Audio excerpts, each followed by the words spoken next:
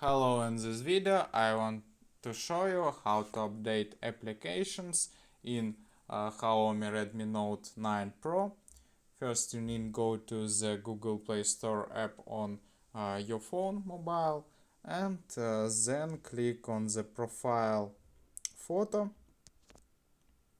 here and then click on the manage apps and device, click on the manage and then select the apps you need to update, you want to update, for example this,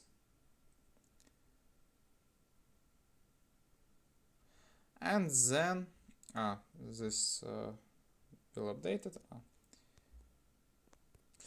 Updates, click on the updates and select apps you need to update, for example this, and click on the arrow, and the processing for updating will begin, as can we see. And this is all. Goodbye.